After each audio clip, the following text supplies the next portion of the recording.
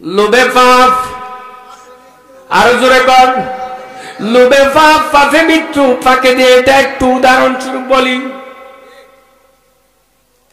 আল্লাহ বলছেন তিনটা জিনিসকে লোভ করা। এক নাম্বার হলো খানায় কাবার, যেই কাবার দিকে প্রতিদিন আমার আপনার লোভ থাকে। আল্লাহ আমাকে খানায় কাবার মেহমান বানায়া দাও। আল্লাহ তুমি তো কোরআনে কইছো, আউয়ালু বাইতিন বুদিয়া লিন্নাস বিবাক্কাতিন মুবারাকা। আল্লাহ তুমি তো একটা ঘর বানাইছো সর্বপ্রথম।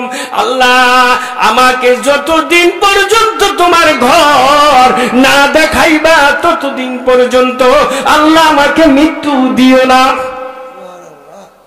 এই দোয়া করা। দুই নাম্বার হলো রে, যেই কালামটুকু আপনারা তাকায় আছেন, এই কালামের প্রতি ভালোবাসা থাকতে হবে, রসুলের প্রতি ভালোবাসা থাকতে হবে। এই কোরআনের কেউ যদি অপমাননা করে, কোরআন রাসূলের বিরুদ্ধে যদি কেউ অপমাননা করে, এই বাংলাদেশে এই সুনাসার আপনারা কি বয়ে থাকবেন? কে কে যাবেন হাত তুলেন। নারে তাকবীর, আল কোরআনের আলো, নারে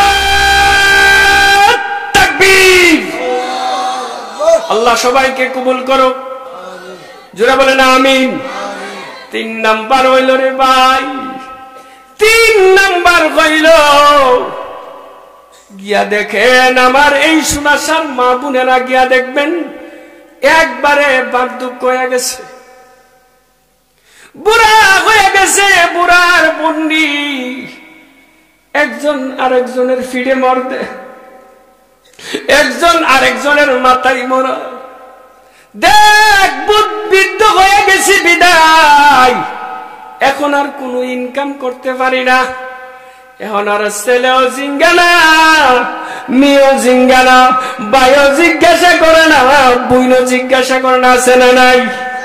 ওই দুইজনের দিকে যদি তাকায়া তাকরে, আমার আল্লাহ বলেন ওই তীরের চাইতে দূরত্ব গতিতে আমার আল্লাহ ওই মার দোয়া বেশি কবুল।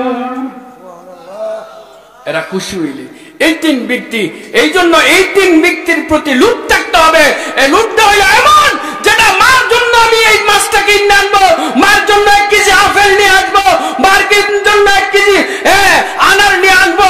এই লুটটা সর্বক্ষণ যখন অন্তরে থাকবে, তখন আল্লাহর কসম করে বলি আপনার জিন্দেগিতে অভাব হবে না, ঠিক কিনা? কোনদিন আপনার জিন্দেগিতে অভাব হবে না। এদের জন্য কষ্ট করে আনেন। আমি কথা লম্বা করব না।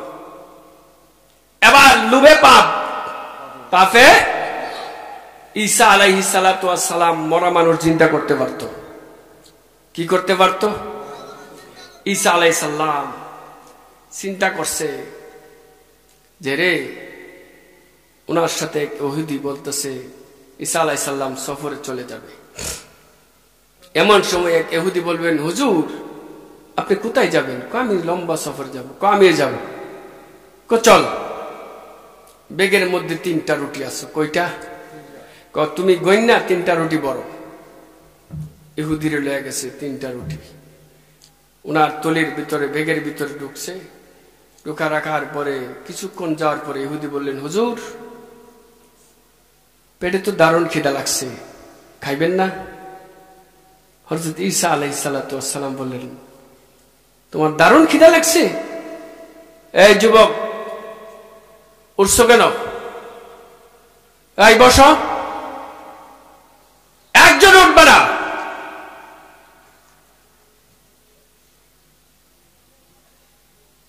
ভালো লাগে না? যদি লাগে বলেন চলে যাব। আপনাদের দেখে আমার অন্তরটা খুশি হয়েছে। এই সোনাসার মানুষ ইসলাম প্রিয়, সমাজ প্রিয়, রাষ্ট্র প্রিয়, কোরআন প্রিয়, রাসূল প্রিয়। এদেরকে তো এদের সামনে কথা বলতেই ভালো লাগে। সকলে বলেন আলহামদুলিল্লাহ। এবার ওই যুবক বলতেছে ইহুদি, হুজুর খাবেন না? খাবো। তুমি একটা খাও, আমি একটা খাবো। ঈসা আলাইহিস সালাম একটা রুটি খাইছে, আর একটা ইহুদি খাইছে। তিনটার মধ্যে দুইটা খাইছে, আর কটা রইছে? একটা। কইছে বেগের ভিতর রাখো। এটা খাবেন না? এই মাত্র একটা রুটি খাইছি, পেটের কোনো বসছে না। ইহুদি কইতেছে চলো। কিছু দূর যাওয়ার পরে আবার ইহুদি বলতেছে হুজুর, আমার তো পেটে দারুণ খিদা লাগছে, খাবেন না? খাও। ইহুদি কে ঈসা আলাইহিস সালাম বললেন, তুমি তোমার দারুণ খিদা লাগছে, কিছুক্ষণ পরে খাই? ঠিক আছে হুজুর। আরেকটু চলে গেল, রাস্তা যাইতে যাইতে একটু সামনের দিকে আরেকটু যখন দূরে চলে গেলেন ইহুদি আর হযরত ঈসা আলাইহিস সালাম একটু রেস্ট নিয়েছেন, ঘুমাইছেন। যখন ঈসা আলাইহিস সালাম ঘুমাইছে, ইহুদি হুজুর যখন ঘুমাইছে ফাঁকে দা রুটিটা খায় লাই। জোরে কন্যা বসে ফিল। আর আল্লাহর নবী তো ঘুম নাই, নবীর আর কোন ঘুম আছে? নবীরা ঘুমাইলো ইবাদত। আরে নবীর এমনি চাই লইছে, ঈসা আলাইহিস সালাম মিট মিট করে চাই লইছে, আর ইহুদি কি মজা করে রুটি খাইতেছে। খাইছে পরে এরপরে চলতেছে চলতেছে, তখন হযরত ঈসা আলাইহিস সালাতু ওয়াস সালাম ঘুম থেকে উঠে, ইহুদি রুটিটা কোথায়? হুজুর এই রুটি কোথায় পড়লো, কে খাইলো? আমি তো দেখি নাই। ইন্না লিল্লাহ। দেখো নাই তুমি তো আমার সাথে, কে আসছে? হুজুর আমি জানি না। সামনের দিকে গেছে, গিয়ে বিশাল একটা নদী পড়ছে, কোন নৌকা নাই, লঞ্চ নাই, স্টিমার নাই, কোনো কিছু নাই। ঈসা আলাইহিস সালাতু ওয়াস সালাম কে ইহুদি বলতেছে হুজুর এই নদী কেমনে পার হইবে? চুপ করো। ঈসা আলাইহিস সালাম আল্লাহর নবী, উনি কি যত বড় নদী হোক, আরব সাগর, মিশর সাগর, যেই সাগর হোক, ওনাকে পার হইতে অসম্ভব? হযরত ঈসা আলাইহিস সালাম বলছে লা ইলাহা ইল্লাল্লাহ ঈসা রুহুল্লাহ, পয়রা পানিতে ফাও দিছে, সেকেন্ডে চোখের পলকে ওই পার গেছে। আর জোরে কোন। এবার ইহুদি ডাক দিয়ে বলেন হুজুর এটা কেমন কথা, নৌকা ছাড়া আপনি এত বড় একটা সাগর পাড়ি দিয়ে গেছে। ঈসা আলাইহিস সালাম ডাক দিয়া বলেন ইহুদি রে, রে ইহুদি, আমি নৌকা ছাড়া নদী পার হইতে পারি, এবার বলো তো দেখি লুটিটা খেয়ে খাইছে আমি বলতে পারি কিনা? ইহুদি বললেন হুজুর আল্লাহর কসম আমি লুটি খাই নাই।